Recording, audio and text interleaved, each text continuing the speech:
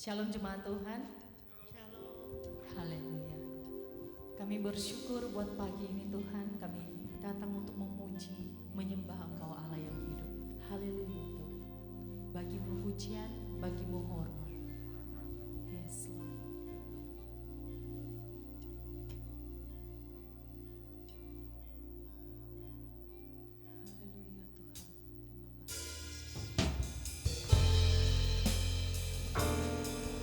Terima kasih.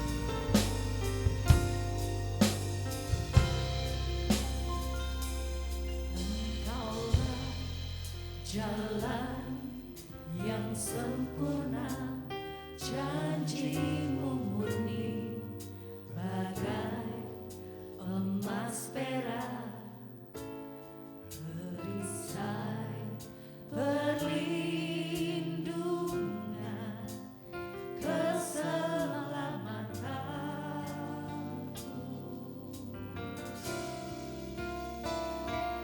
Engkaulah jalan kebenaran dalam kasih.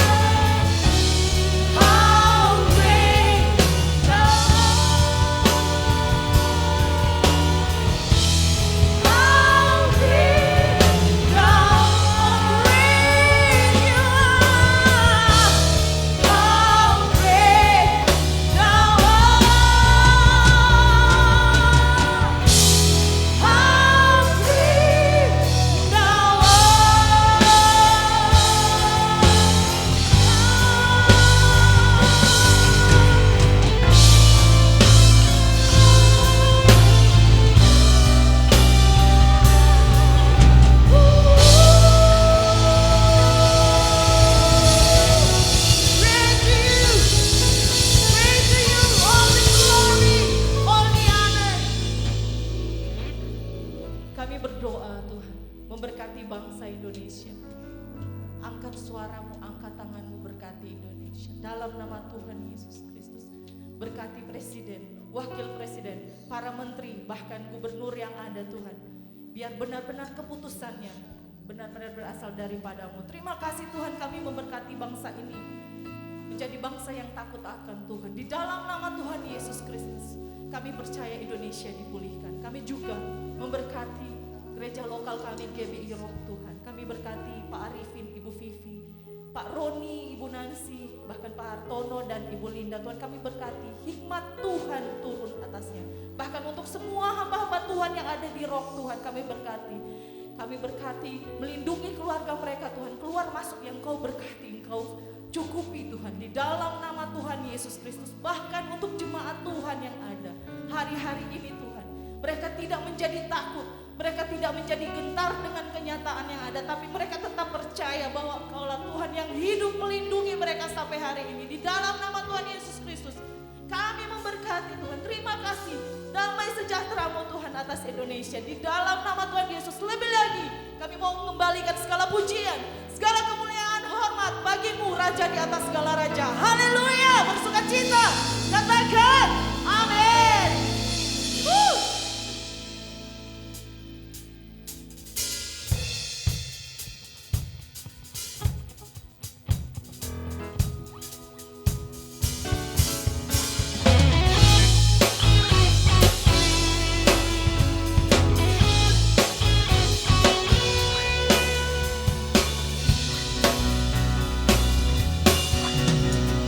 Masuk gerbangnya bersama.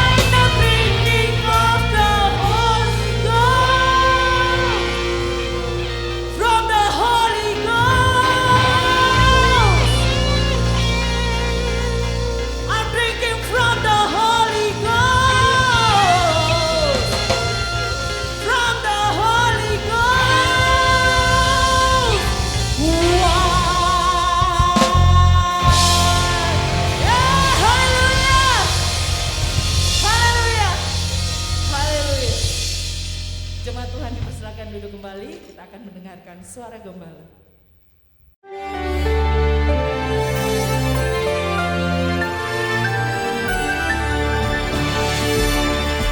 Shalom buat semua warga kerajaan yang diberkati oleh Sang Raja di atas segala raja. Bulan pertama daripada tahun ini tema kita adalah Chosen by the King. Sang Raja itu memilih berdasarkan yaitu kedaulatannya. Kenapa dia berkata, aku mengasihi Yakub tetapi membenci Esau. Bahkan masih dalam kandungan, mereka belum melakukan sesuatu yang baik maupun yang buruk. Tetapi kita melihat suatu contoh dalam message yang utama yang saya terima selama puasa 21 hari ini. The power of kindness. Ya, saudaraku, dalam kindness di sini bicara tentang hesed, loving kindness. Contohnya dalam kehidupan dari putra daripada Yonatan bin Saul, ya, bin Jonathan bin Saul, cucu daripada Raja Saul, yang lumpuh kakinya.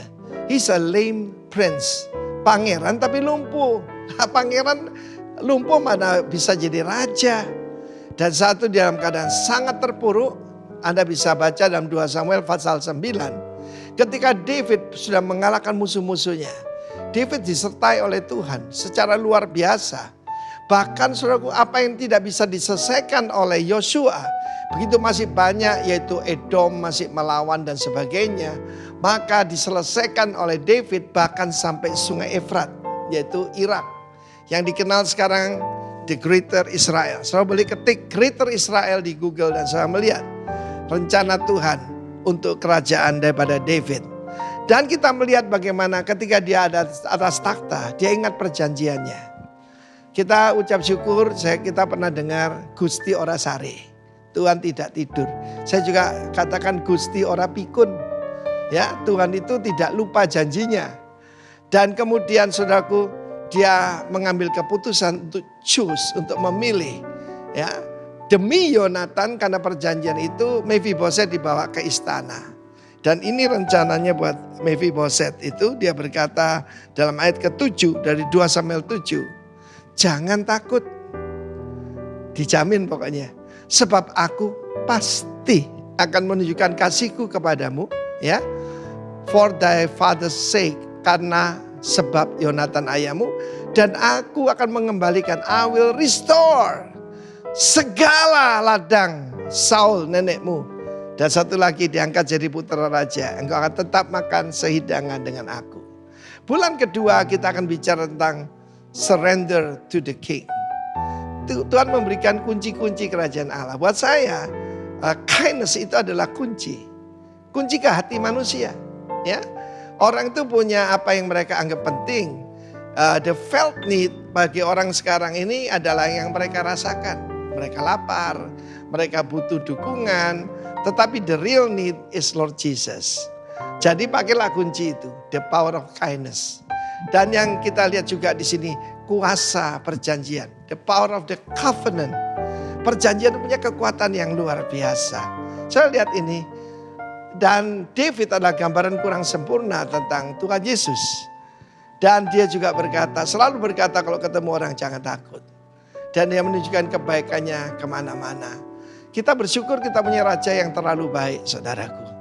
Dan dia tidak punya rencana kecelakaan buat saudara dan saya. Dia cuma punya rencana shalom, rencana damai sejahtera untuk menunjukkan kebaikan kepadamu akhirnya.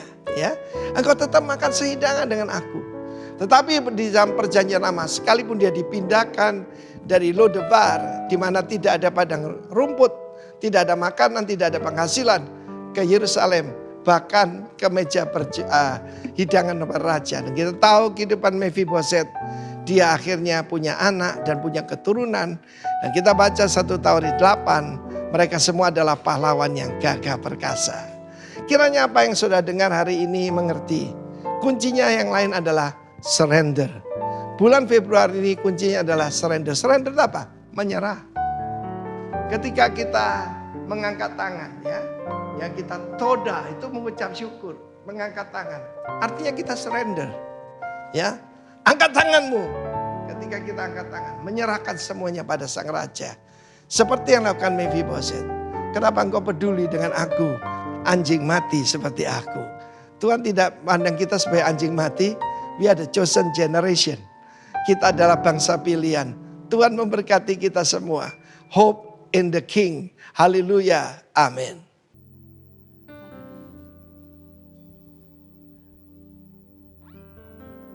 Kebaikan-Mu Tuhan selalu menyertai atas hidup kami.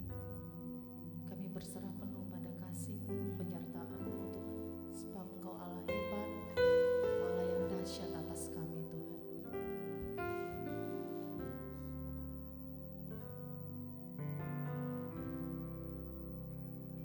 I love you Lord,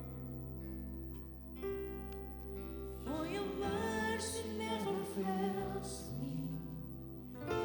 All my days I've been held in your hands.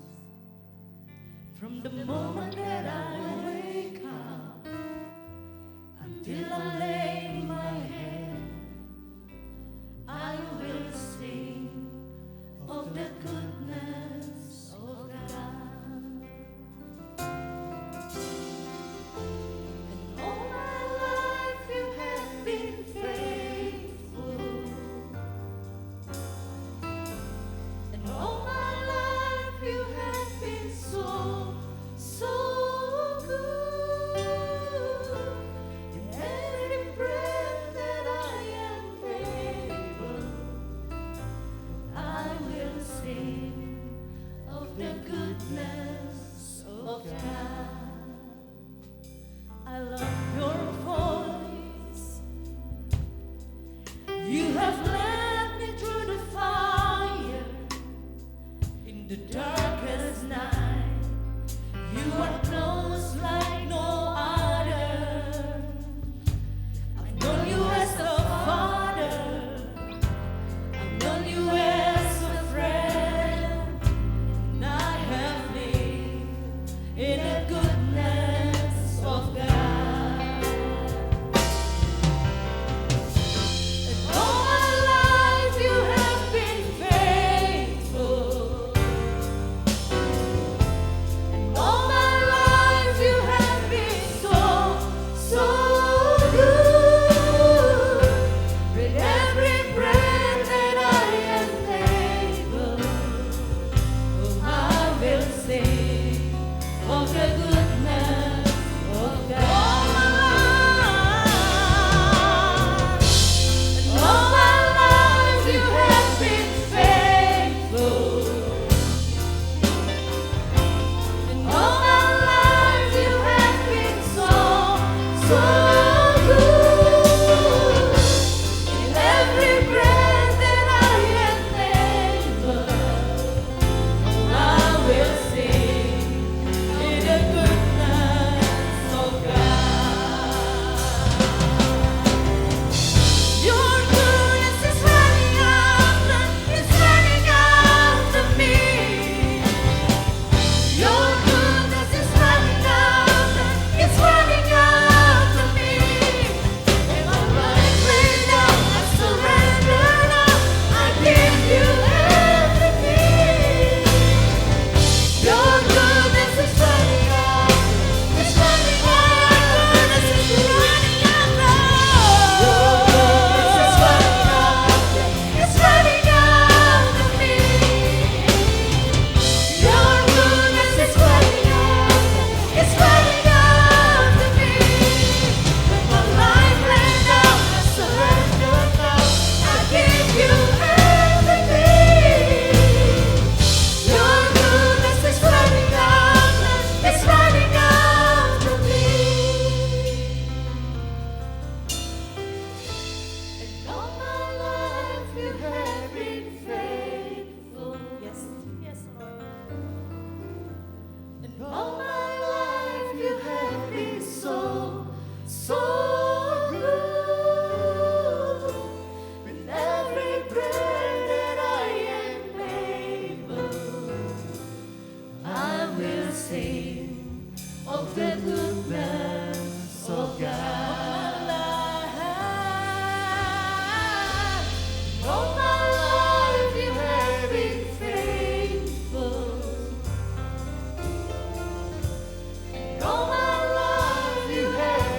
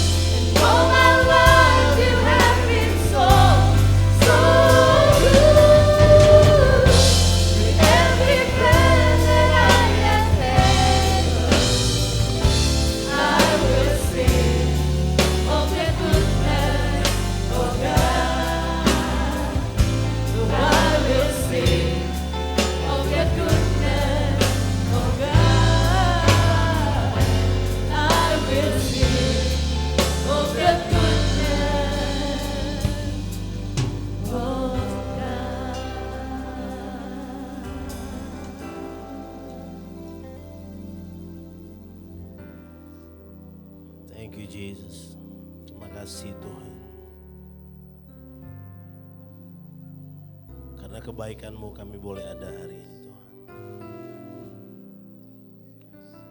Beracaralah bagi setiap kami Tuhan. Beri pengertian firman-Mu yang memerdekakan setiap kami.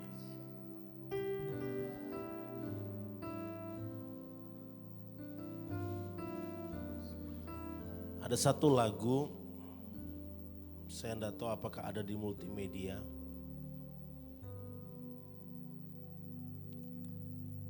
He knows my name, relate dengan Roma pasal 12 ini.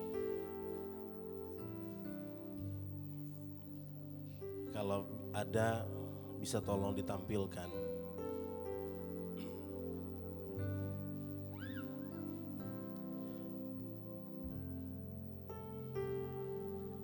Thank you, Jesus.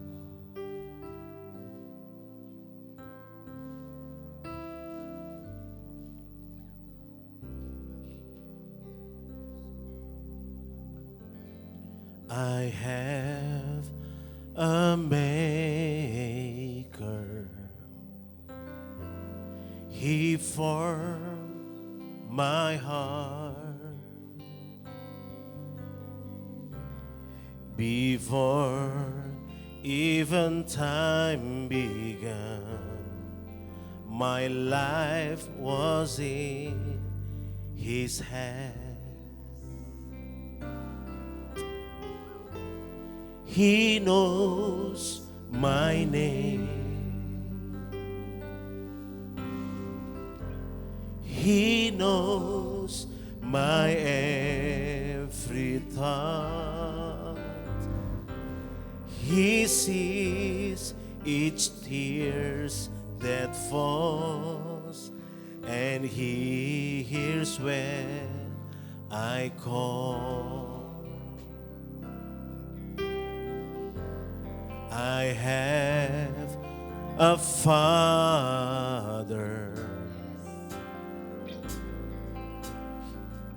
He knows my name. He calls me His own.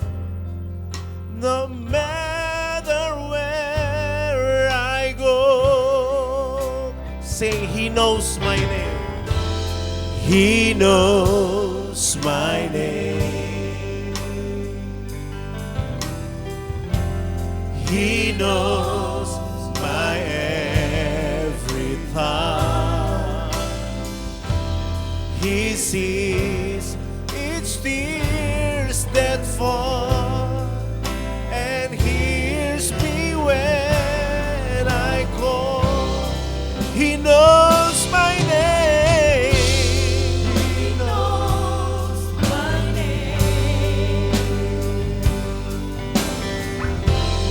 He knows my every thought. It's tears that fall.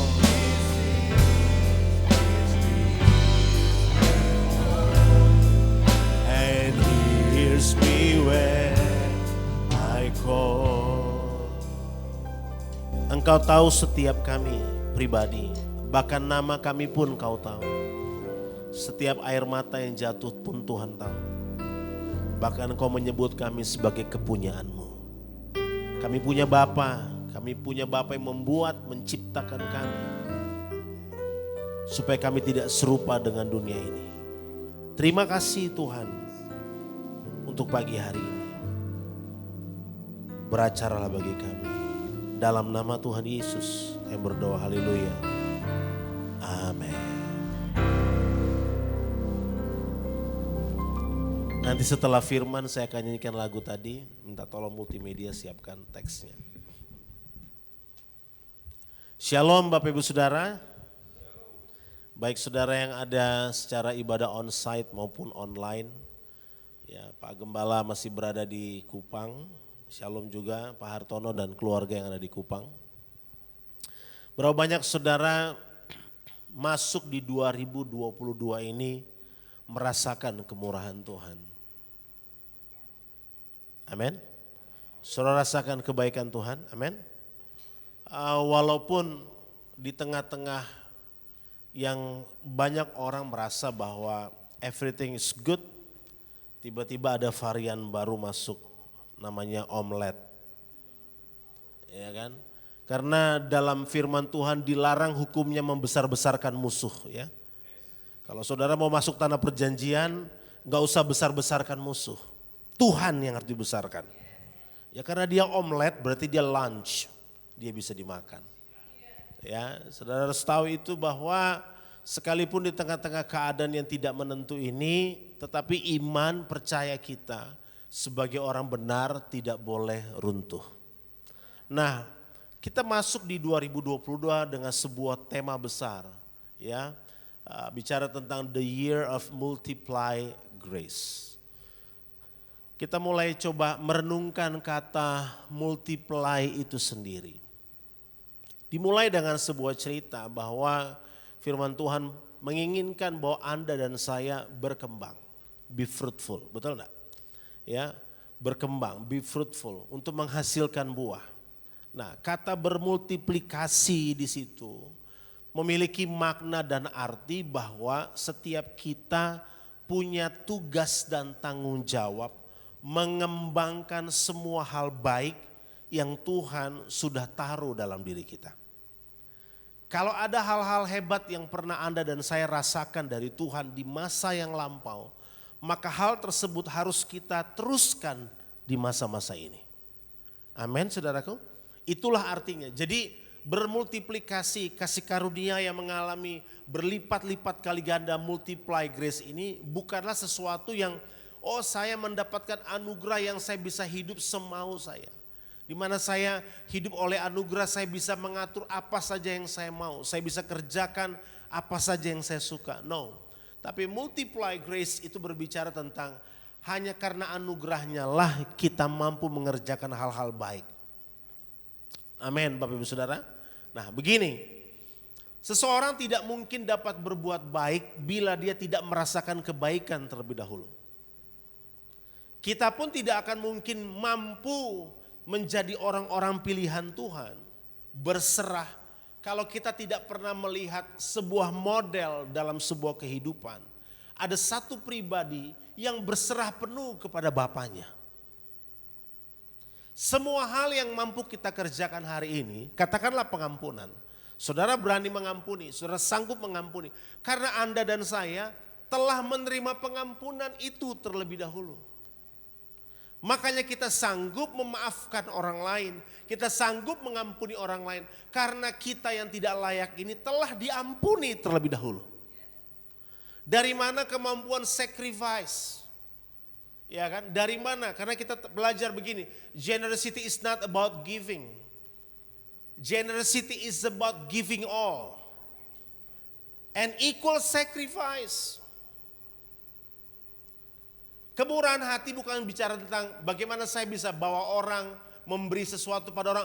Tetapi kemurahan hati lebih daripada itu. Raja kita, raja yang berkemurahan hati. Saking murah hatinya raja kita. Dia sacrifice himself. Amin. Jadi begini, sebagai orang-orang pilihan, kalau kita cuma baru sampai di sebuah tingkatan memberi saja, saya mau katakan, it's not enough. Enggak cukup sampai di situ. Tetapi kita harus berkembang pada satu tingkatan yang berikutnya, yaitu sacrifice. Karena begini, multiply grace enggak akan terjadi tanpa sacrifice. Shalom. Shalom. Anybody home? Saudara bersemangat? Amin. Karena enggak mungkin mengalami multiply grace tanpa sacrifice. Persoalannya orang enggak suka dengar sacrifice. Sacrifice adalah basic, adalah sebuah dasar, adalah sebuah landasan di mana grace akan dimulai bekerja, bahkan bermultiplikasi.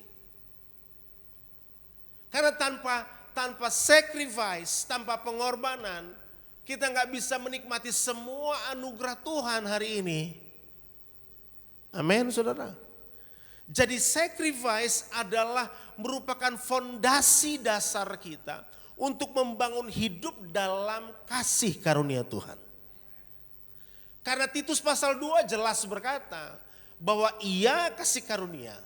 Nah, pertama begini, kita tentunya tidak ada masalah dengan pilihan, setuju? Kenapa? Karena pilihan sudah selesai. Tuhan telah memilih Anda dan saya jauh sebelum dunia dijadikan.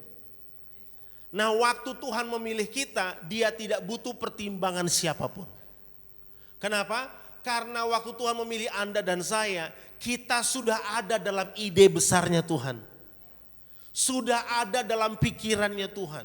Nah, sebelum saya masuk kepada surrender to the King, saya ingin saudara coba lihat Yohanes 15 ayatnya yang ke-16. Dari ayat ini kita mengerti bahwa bukan kamu yang memilih aku, tapi aku yang memilih kamu. Dengan kata lain begini, kalau saya dan saudara memilih, pilihan kita terbatas. Pilihan kita tergantung pada apa yang kita sukai. Ayatnya mana?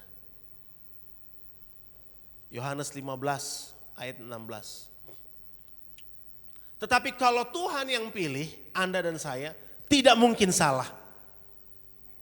Setuju saudara? Nggak mungkin salah. Walaupun mungkin karoserinya model begini. Mungkin tampilan luar kita mungkin tidak meyakinkan sebagai orang pilihan. Tapi percayalah, kalau Tuhan memilih Anda dan saya, Dia tidak pernah salah pilih. Haleluya.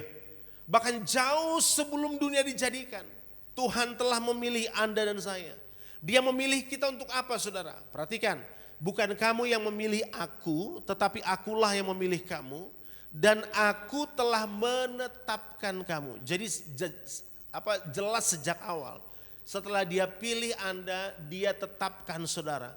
Untuk apa? Untuk pergi dan menghasilkan buah. Dan buahmu itu tetap. Supaya apa yang kamu minta kepada Bapa dalam namaku diberikannya kepadamu. Perhatikan saudaraku, tujuan Tuhan memilih Anda dan saya adalah supaya kita memiliki gambar Dia. Gambar siapa? Gambar anaknya, Yesus Kristus Tuhan. Supaya kemanapun saya dan saudara pergi dan apapun yang kita kerjakan, nama Tuhan dipermuliakan lewat apa saja yang kita lakukan. Itulah tujuan kenapa Tuhan memilih Anda dan saya. Nah, sejak awal kita mengerti bahwa Tuhan telah memulai segala sesuatunya. Kenapa Tuhan pilih saya dan saudara? Tuhan pilih kita karena kehendak dan rencananya. Jadi tidak ada kehendak kita dalam proses pemilihan itu. Hanya murni kehendak Tuhan. Dan kedua, karena rencana Tuhan. Jadi Tuhan pilih saya dan saudara karena kehendak dan rencananya. Sekalipun mungkin manusia tidak berkehendak terhadap kita, sekalipun mungkin kita tidak masuk dalam planningnya manusia, tetapi percayalah saya dan saudara masuk dalam kehendak dan rencana Tuhan. Nah, kita bicara ini jauh sebelum manusia jatuh dalam dosa. Panggilan itu kapan? Baru datang panggilan. Ketika dosa masuk merusak segala sesuatu, baru panggilan itu ada. Disitulah terlihat bagaimana respon manusia terhadap panggilan. Bersyukurnya kita kepada Tuhan adalah begini. Waktu kita terima Yesus, Yesus yang berdiam dalam diri kita, Christ in you the hope of glory itu. Lalu kemudian kita hidup dalam Yesus, saya cuma mau bilang, maka pilihan Tuhan itu semakin confirm dalam diri kita. Amin. Sekali lagi, pilihan Tuhan semakin confirm dalam diri kita. Ada orang bertanya, saya dipilih Tuhan gak Pak? Anda dipilih Tuhan. Ada lagi orang bertanya begini, apakah mereka juga dipilih Tuhan? Perhatikan, semua orang dipilih Tuhan. Sejak awalnya. Dari awalnya manusia dipilih oleh Tuhan. Sebab Tuhan tidak pernah menciptakan manusia untuk dibinasakan. Sebab Tuhan menciptakan Anda dan saya menurut gambar dan rupa. Selem and demut. Menurut karakteristiknya Tuhan, menurut semua apa yang Tuhan mau, menurut gambar anak yaitu Yesus Kristus Tuhan. Itulah tujuan Tuhan memilih Anda dan saya. Bahkan dikatakan gini, Tuhan memanggil seluruh bumi. Makanya Titus pasal 2 berkata bahwa kasih karunia telah nyata bagi semua orang. Tapi pertanyaannya, siapa yang mau menerimanya? Karena Titus pasal 2 ayat 11 berkata begini, iya, kasih karunia itu mendidik kita untuk meninggalkan segala kefasikan. Makanya kita bersyukur, tanpa kasih karunia, tanpa pengorbanan, tidak ada kasih karunia. Kasih karunia itu karena ada sacrifice. Nah, sekarang kita paham. Coba kita buka Roma 12. Ayat yang pertama. Roma 12 ayat yang pertama. Karena itu saudara-saudara, demi kemurahan Allah, aku menasihatkan kamu supaya kamu mempersembahkan tubuhmu sebagai persembahan yang hidup, yang kudus, yang berkenan kepada Allah, itu adalah ibadahmu yang sejati. Ayat yang kedua boleh? Itu adalah ibadahmu yang sejati. Ini ayat yang pertama, ayat yang berikutnya. Janganlah kamu menjadi serupa dengan dunia ini. Kalau saudara lihat gini, do not conform with this world. Kata confirm di situ adalah di mana kita tidak ditentukan untuk dunia ini. Ini jelas sekali. Tetapi apa? Transform. Amin. Transform. Berubahlah oleh apa? Pembaharuan budimu. Sehingga kamu dapat membedakan, nah ini ya, manakah kehendak Allah, apa yang baik, yang berkenan kepada Allah dan yang sempurna. Saya mencoba mencari kata demi kata dari ayat ini. Di ayat yang pertama, kalau kita perhatikan Bapak Ibu Saudara, sebenarnya pertanyaan yang mendasar adalah begini. Apa tujuan daripada berserah kepada raja? Ini yang menjadi perenungan kita. Apa tujuan daripada berserah kepada raja? Kenapa kita perlu berserah kepada raja? Setelah saudara paham tentang pengorbanan, kemudian pilihan Tuhan bagi saya dan saudara, kemudian kita hidup dalam sebagai orang-orang pilihan, pertanyaannya apakah tujuan daripada berserah? Gini saudaraku, hidup kita ini hanya ada untuk melayani Tuhan. Terserah, saudara mungkin ada di marketplace hari ini. Mungkin Anda adalah seorang businessman, saudara mungkin seorang profesional di bidang saudara. Tetapi apapun pekerjaan kita, ini bukan pekerjaan hanya seorang pendeta saja. Tapi semua orang pilihan tugasnya cuma satu, untuk menyenangkan Tuhan. Makanya surrender to the king itu adalah sebagai bukti orang-orang yang hidup dalam kelahiran baru. Orang-orang yang hidup untuk memuliakan Tuhan. Karena tidak akan mungkin dan tidaklah mudah bagi seseorang bisa berserah penuh kepada Tuhan. Bila dia tidak mengalami kasih itu terlebih dahulu. Makanya di dalam Roma pasal 12 ini dikatakan, demi kemurahan Allah aku menasehatkan kamu. Supaya kamu mempersembahkan tubuhmu. Wow saudara. Supaya kamu mempersembahkan tubuhmu sebagai persembahan yang hidup. Anda dan saya tidak bisa memberikan yang biasa-biasa buat Tuhan. Kalau saudara bekerja, bekerjalah dengan maksimal, berikan kualitas terbaik di dunia pekerjaan saudara, sehingga nama Tuhan itu dipermuliakan lewat Anda dan saya. Kenapa? Karena tujuan dasar di mana Tuhan memilih Anda dan saya adalah supaya kita membawa gambaran anaknya, yaitu Yesus Kristus Tuhan. Sehingga di mana saja kita pergi, orang melihat kualitas Tuhan. Makanya gini, nggak ada hubungannya kemuliaan dengan tepuk tangan kan? Nggak ada hubungannya.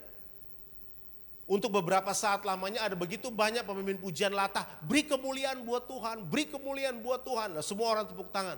Ya kalau kemuliaan adalah tepuk tangan, maka lapangan sepak bola penuh kemuliaan. Karena semua orang sedang bertepuk tangan. Tapi kemuliaan adalah bobot ilahi, kualitas ilahi. Ketika kemudian kita bernyanyi, bumi penuh kemuliaannya. Saudara tahu apa artinya? Arti gini, biarlah seluruh bumi dipenuhi dengan karakteristik Tuhan. Sifat-sifat Tuhan. Waktu saudara maksimal di dalam pekerjaan saudara, Anda sedang mempersembahkan persembahan yang hidup, di mana orang melihat kualitas Tuhan lewat kita. Nah, bagaimana ini semua bisa terjadi kalau kita tidak belajar untuk berserah penuh pada kedaulatan Tuhan? Bapak Ibu Saudara, kalau bisa ditanya misalnya, apakah persembahan yang paling berharga, pengorbanan yang paling berharga yang kita bisa beri buat Tuhan? Bagi saya, pengorbanan yang paling berharga yang Anda mungkin punya, yang Anda harus korbankan adalah hak saudara.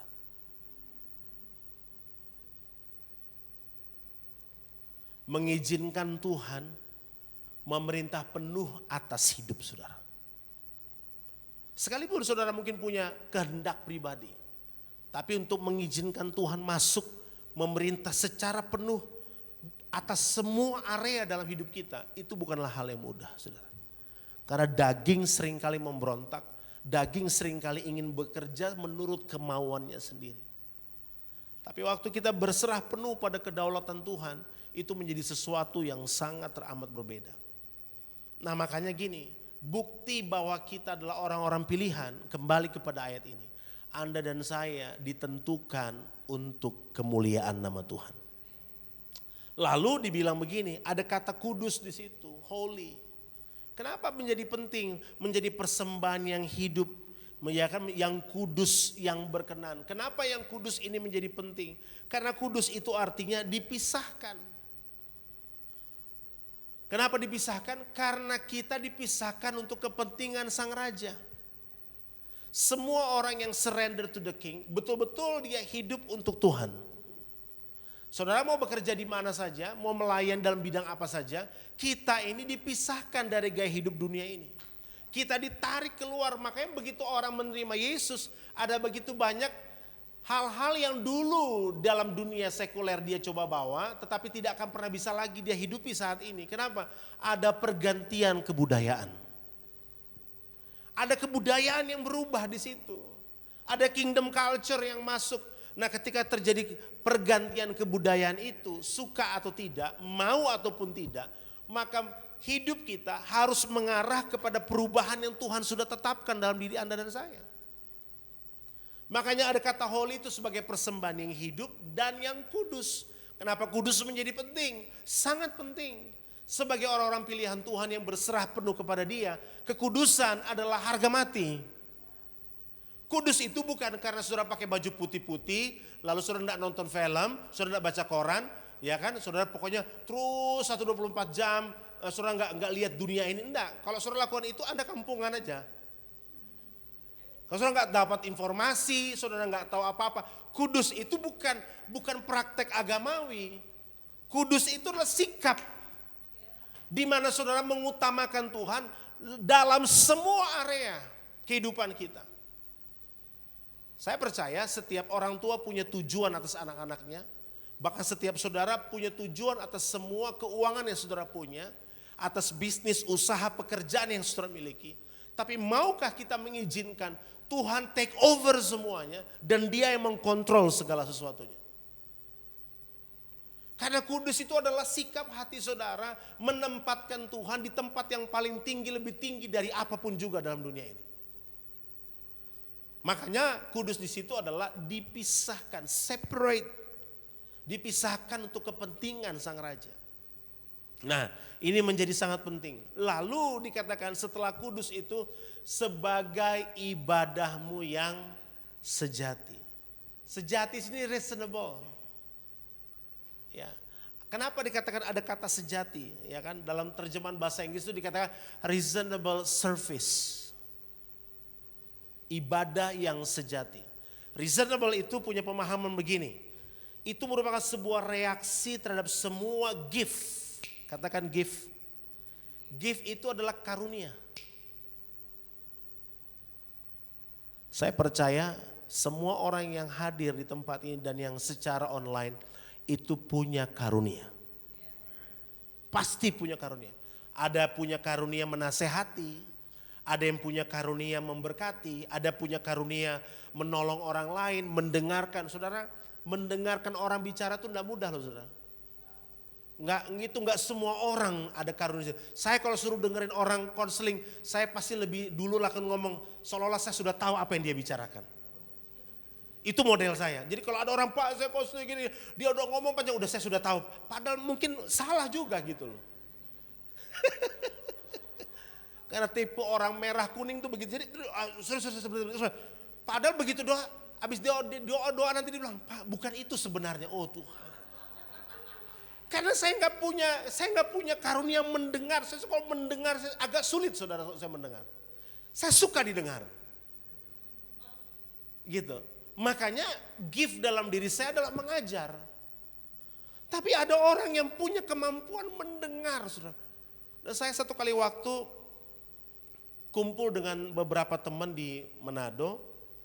Dan kemudian ada satu anak yang anak ini kayaknya sangat sulit untuk dijangkau. Si A, si B, si C, si D dan sebagainya. Mereka berpikir mungkin kamu bisa jangkau dia. Ternyata saya juga gak bisa. Siapa yang bisa jangkau dia?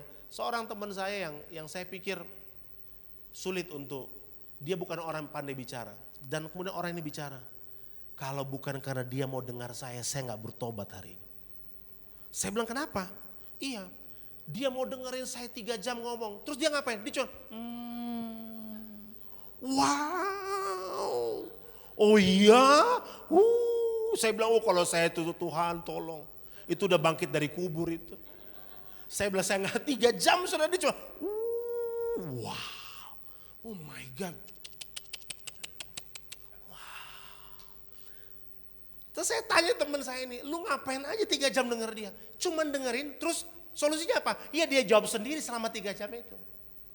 Dia ngomong, dia konseling, dia tanya sendiri. Terus kamu ngapain? Saya cuma, wow. Ternyata orang ini hanya butuh didengar. Dan enggak semua orang punya karunia itu. Ternyata itu berkenan di mata Tuhan, saudara. Saya karena mendengar, ada orang berubah cuma didengar, tuh aneh, saudara.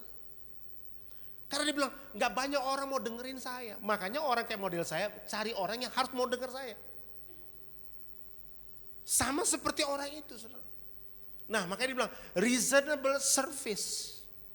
Persembahkanlah tubuhmu sebagai persembahan yang hidup, yang kudus, sebagai apa? Ibadahmu yang sejati. Nah kata sejati itu adalah reasonable.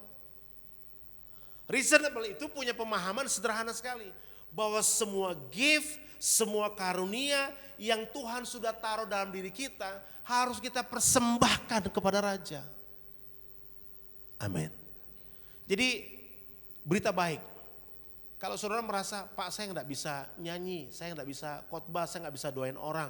Tapi mungkin saudara punya kemampuan untuk kuatkan orang lewat message yang saudara kirim di WhatsApp. Saya mau bilang, Tuhan berkenan atas saudara. Pak saya terbatas, Pak saya nggak punya uang, saya gini-gini. Tapi saya kalau dibutuhkan bantuan untuk bantu ngangkat kursi di gereja atau apapun, saya bersedia. Tuhan berkenan buat saudara. Itulah reasonable service. Reasonable service is not about saudara fasih lidah di atas panggung ini. Main musik yang keren, khotbah yang bagus, pimpin pujian yang bagus. Sekalipun semua itu dibutuhkan. Tapi reasonable service lebih kepada begini. Semua hal yang kita kerjakan sampai iota yang paling kecil pun dalam kehidupan kita, itu bermanfaat bagi kerajaan Allah. Makanya jangan pernah remehkan pribadi saudara. Anda bernilai di mata Tuhan. Karena Tuhan ciptakan saya dan saudara itu begitu luar biasanya. Gambar dan rupanya, imago Dei, dia taruh dalam diri saya dan saudara. Supaya Anda punya gambaran itu. Jadi jangan kecilkan dirimu. Engkau adalah orang-orang yang dipilih oleh Tuhan. Itu sebabnya serahkan semua. Mari berkata, ini aku Tuhan. Utuslah dia, bukan. Ini aku, utuslah aku. Perlengkapi aku supaya aku bisa mengerjakan kehendak Allah. That's a reasonable service. Saudara di dunia sekuler, apapun yang saudara kerjakan, lakukan reasonable service itu. Sebagai orang-orang yang melayani kehendak Tuhan dengan segala kemampuan yang saudara bisa beri. Saya tidak percaya Tuhan menciptakan kita tanpa kemampuan. Yang saya yakini adalah waktu Tuhan menciptakan kita, segala kemampuan ilahi Dia beri dalam diri saudara. Supaya Anda mampu bertahan hidup di dunia ini dan menularkan budaya kerajaan di dunia di mana Anda berada hari ini. Itu tujuan Tuhan.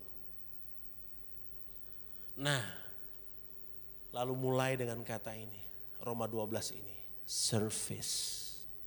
Service di situ adalah worship kita, ibadah. Bapak Ibu Saudara, jangan anggap remeh ibadah. Amin. Jangan anggap remeh. Ibadah di sini adalah latreia. Ini bicara tentang pola hidup yang sejalan dengan kehendak Tuhan. Ibadah itu penting Bapak Ibu Saudara. Ya, ibadah itu penting. Saya tidak katakan ibadah itu harus di gedung gereja, tetapi firman Tuhan juga mengatakan, janganlah engkau meninggalkan pertemuan-pertemuan ibadah. Fellowship itu penting Bapak Ibu Saudara. Amin. Dari sejak pandemi saya khotbah, saya selalu berkata di mana saja saya sampaikan. Bahwa jangan sampai pandemi membuat kita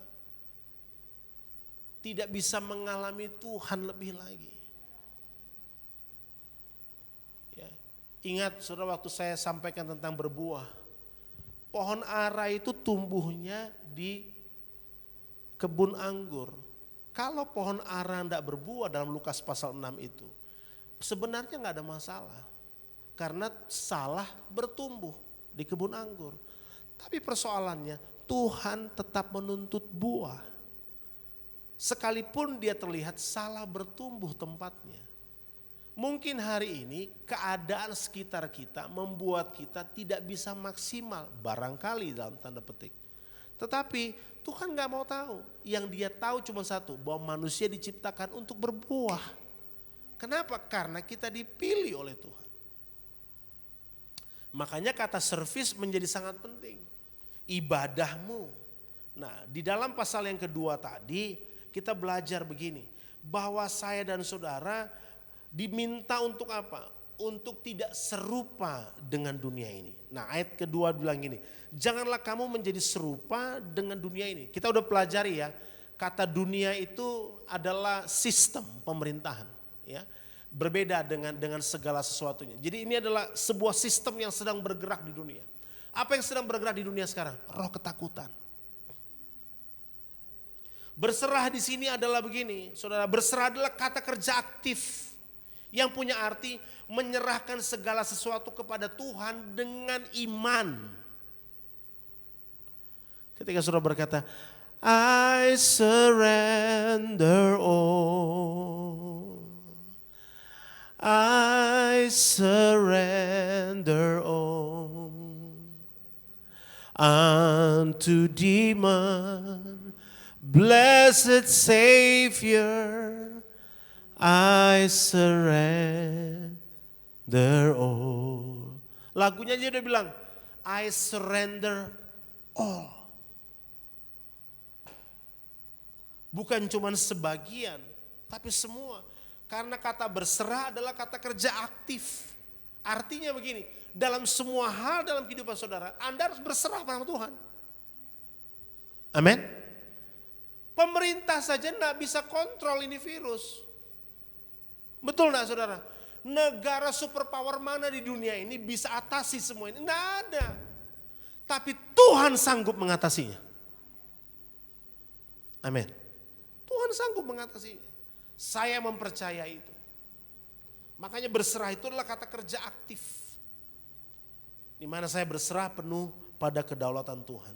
Nah dibilang, janganlah kamu menjadi serupa dengan dunia ini.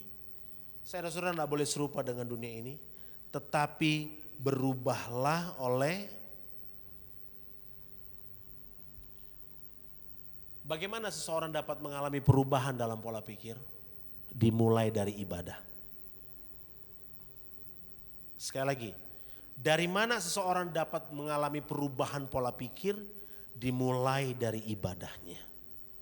Makanya perhatikan bagaimana kita ibadah hari ini saudara.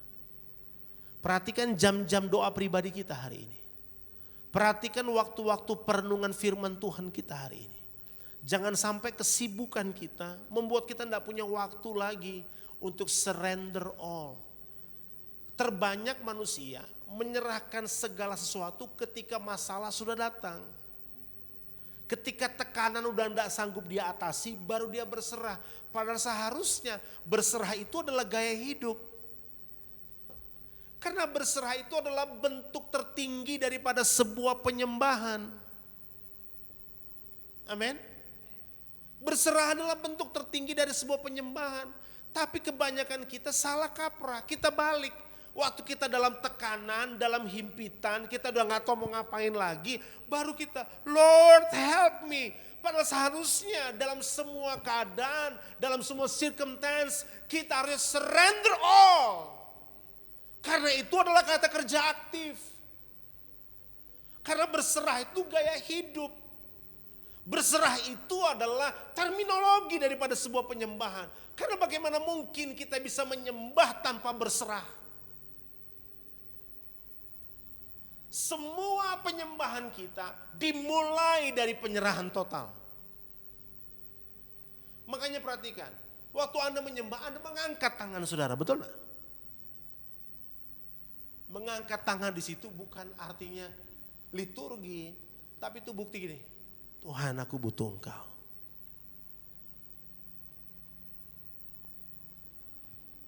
Amin. Amin, saudara. Tuhan, aku butuh Engkau. Ada banyak orang yang mulai risau. Kok gak berhenti-berhenti nih pandemi ya? Habis Omikron, nanti terakhirnya mungkin Megatron. Habis itu Endgame sudah. Tapi ternyata setelah Endgame masih ada Polytron.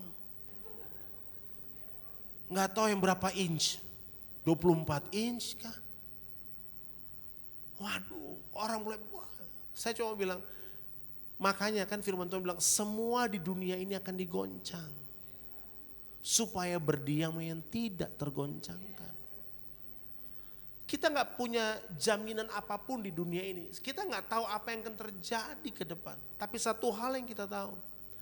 Raja yang berdiam dalam diri kita itu membuat semua hal tidak dapat tergoncangkan. Makanya berserah. I surrender all. I surrender all. Unto Jesus, blessed Savior, I surrender all. Berserah jadikan itu gaya hidup apa ya? Bukan sekedar tema kita bulanan, tapi gaya hidup. Kita bersyukur pada pemimpin-pemimpin rohani kita. Mereka berdoa, tidak sembarangan taruh tema. Amin. Saya mengalami setiap tahun semua tema yang diberikan dalam rumah rohani kita ini. Setiap bulan saya ngalamin. Saya bilang sama keluarga, yuk kita alami tema itu, kita hidupi yuk. Kita mau tahu apa sih pesan Tuhan terhadap semua tema-tema yang Tuhan taruh. Saya percaya itu bukan perkataan manusia, itu perkataan Tuhan. Makanya jadikan berserah sebagai gaya hidup kita. Berubahlah oleh pembaharuan budimu. Jadi nggak mungkin kita, pola pikir ini nggak mungkin bisa berubah tanpa ibadah yang benar. So, perbaiki ibadah kita Bapak Ibu Saudara. Perbaiki bagaimana cara kita merespon segala sesuatu dengan Tuhan. Hari ini coba cek kembali anak-anak kita, keluarga kita, semuanya, bahkan pribadi kita. Bagaimana kita beribadah hari-hari ini kepada Tuhan. Kalau saudara baca semua Alkitab, Tuhan sangat concern kepada hal ibadah. Dari perjanjian lama sampai perjanjian baru. Ibadah itu menjadi hal yang sangat teramat penting.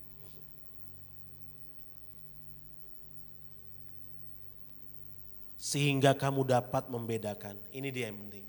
Terakhir. Sehingga kamu dapat membedakan manakah kehendak Allah? Apa yang baik? Apa yang baik, saudara? Semua hal yang baik. Reasonable service tadi. Jangan berhenti untuk berbuat baik, amin. Jangan berhenti berbuat baik. Galatia bilang gini, jangan berhenti untuk berbuat baik. Karena kamu akan menuai bila kamu tidak menjadi lemah. Amin, saudaraku. Saudara akan menuai bila saudara tidak menjadi lemah. Ada banyak orang berbuat baik di level ini. Dia buat baik, buat baik, buat baik. Ada satu titik di mana ada orang mengecewakan dia. Dia gak bisa terima dengan sikap orang itu. Tapi dia berjuang untuk terus menerima. Tapi pada akhirnya dia kalah dan dia berhenti. Waktu dia berhenti, padahal tuaian itu dibaliknya. Dia lemah. Makanya kenapa firman Tuhan bilang, jangan berhenti untuk berbuat baik. Jangan menjadi lemah, berbuat baik, terus berbuat baik. Sekalipun mungkin orang tidak baik terhadap saudara. Sekali mungkin keadaan sekitar kita tidaklah baik, tapi beresponlah baik terhadap segala sesuatu. Maka engkau akan menuai bila engkau tidak menjadi lemah. Amin. Saudara akan menerima sesuatu. Oh, saudara kata menuai dalam banyak hal. Saudara akan mengalami penggenapan janji Tuhan. Jangan berhenti berbuat baik. Karena itu adalah karakter Kristus. Dan yang dibilang begini, yang berkenan supaya saudara bisa membedakan kehendak Tuhan itu. Apakah saya sudah berbuat baik atau belum? Apakah saya sudah berkenan atau belum? Berkenan itu apa, saudaraku? Berkenan di sini adalah semua hal yang Tuhan rindu untuk Anda dan saya kerjakan, kita kerjakan. Jangan sampai kita mengerjakan apa yang Tuhan tidak inginkan. Tapi yang kita kerjakan adalah apa yang Tuhan inginkan. Dan yang terakhir adalah kepada Allah dan yang sempurna. Sempurna ini adalah gaya hidup orang percaya. Dewasa. Tuhan mau Bapak Ibu Saudara dan saya menjadi pribadi-pribadi yang dewasa. Situasi ini mendewasakan kita, yang setuju katakan amin. Ya kan? Saya tidak meremehkan keadaan ini. Saya tahu keluarga saya pun ada yang dalam keluarga kami pun mengalami kehilangan karena pandemi ini. Ya, teman-teman saya, sahabat-sahabat, bahkan beberapa orang yang saya anggap mentor pun berpulang ke rumah Bapak di tengah-tengah pandemi ini. Tapi saya tahu semua hal itu mendewasakan. Ada kalanya saudara ingat perumpamaan 5 gadis bodoh dan bijaksana itu. Saya tutup dengan cerita ini. Maka yang bijaksana, yang bijaksana selalu punya minyak. Tapi yang bodoh gak punya. Kenapa? Karena dia berpikir nanti aja. Tapi ketika mempelai itu datang, yang bijaksana bisa masuk, yang bodoh gak bisa. Pada saat itu dia mulai mencari ke sana kemari. Nyari apa saudara? Nyari orang yang mau jual minyak, udah gak ada. Saya gambarkan itu seperti begini. Ada waktu di mana Anda di mentoring hari-hari ini. Pergunakan itu dengan baik. Ada waktu di mana saudara bisa berfellowship hari ini. Pergunakan dengan baik. Karena akan tiba waktunya. Orang-orang itu udah gak ada lagi sekitar kita. 5 gadis yang bodoh ini berusaha mencari satu ke tempat yang lain. Gak ada satupun, gak ada. Kenapa? Karena pada waktu semua ada, dia terlena dengan dirinya. Dia tidak mempersiapkan dirinya menjadi mempelai yang dewasa. Hari ini, Tuhan mau Anda dan saya menjadi pribadi-pribadi yang dewasa. Kita berterima kasih buat Tuhan untuk keadaan ini. Pernahkah saudara berdoa, Tuhan terima kasih untuk pandemi ini. Karena pandemi ini saya jadi belajar, punya waktu. Saya belajar sesuatu, iman saya diasah. Saya ngalamin pekerjaan saya hilang. Saya ngalami omset saya menurun. Tapi saya lihat saya tetap sehat sampai hari ini. Saya dipelihara oleh Tuhan. Jadikanlah gaya hidup berserah ini menjadi kehidupan kita setiap saat. Amin. Kita bangkit berdiri. Kita nyanyikan lagu tadi. Naikin lagi. I have a maker. maker. He formed my heart before even time began. My life was in His hand. Everybody sing. He knows my name. He knows my every thought. He sees each tears that fall, and hears me when I call. I have a Father. Amen. He calls me His own. He'll never leave me, no matter where I go. He knows my name. He knows my name. He knows.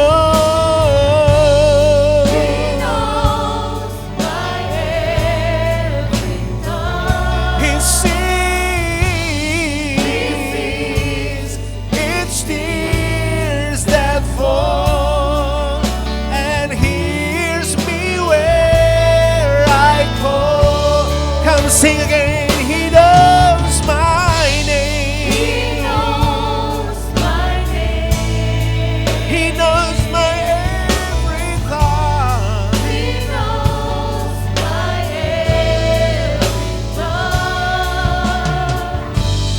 He sees each tears that fall, and hears me where I go. Oh, aku berserah, aku berserah pada Yesus Juru Selamat. Aku sekali lagi katakan, aku berserah. Terima kasih Yesus. Aku berserah pada Yesus Juru Selamat. Aku berserah.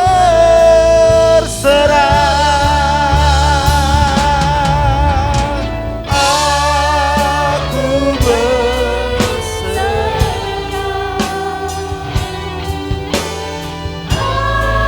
Aku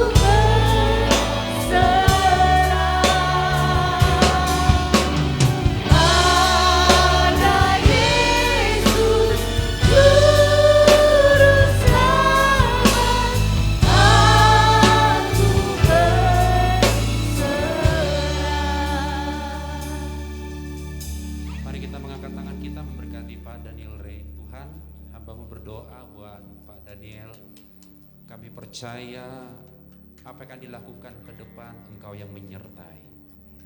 Kalau hamba-Mu ini menyerahkan hidup sepenuhnya total kepada Tuhan, maka hikmat, kekuatan, damai sejahtera, sukacita melimpah dalam kehidupan hamba-Mu. Perkara-perkara yang ajaib, yang luar biasa akan banyak terjadi melalui hamba-Mu Pak Daniel Ray. Terima kasih Tuhan. Kami bersuka cita mendengarkan firman-Mu, karena kami sungguh meyakini hidup kami bukannya kami lagi, tapi Kristus yang hidup di dalam kami. Terpujilah Engkau. Dalam nama Yesus, haleluya. Amin. Silakan duduk, kita menerima perjamuan kudus.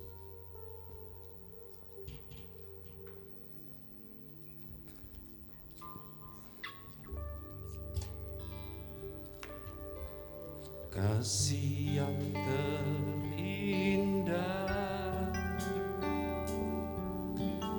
hati yang mulia, hanya ku temukan di dalam-Mu, Yesusku.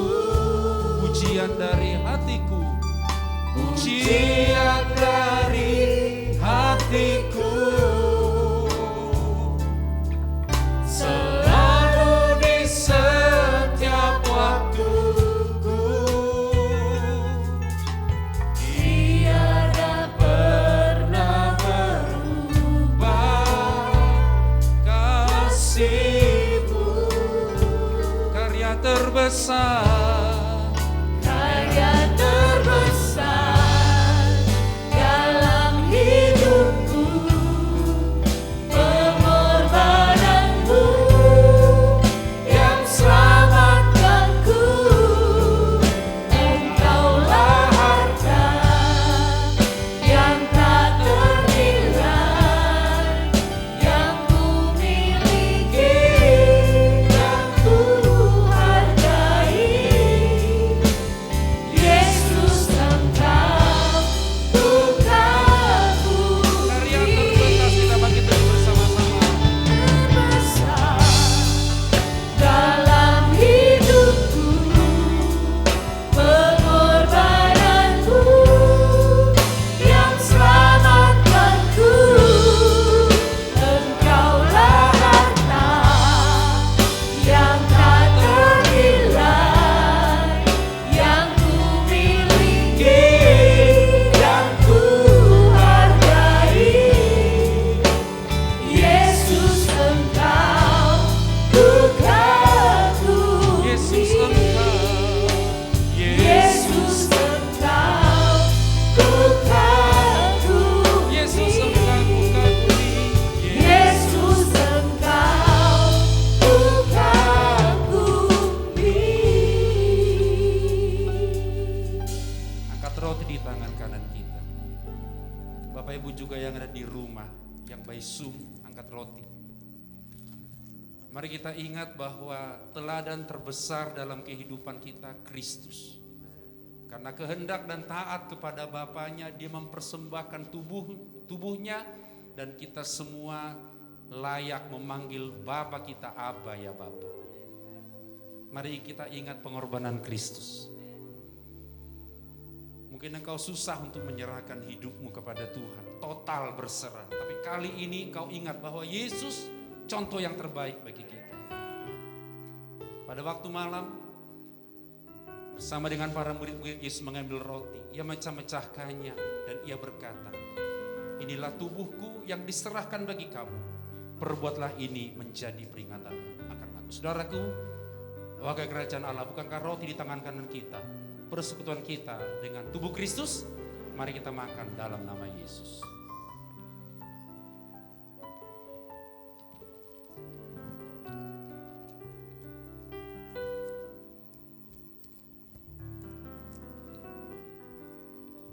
Angkat cawan di tangan kanan kita. Darahnya darah penebusan bagi kita. Darah ini membuat kita mengingat betapa Dia sungguh-sungguh mengasihi kita.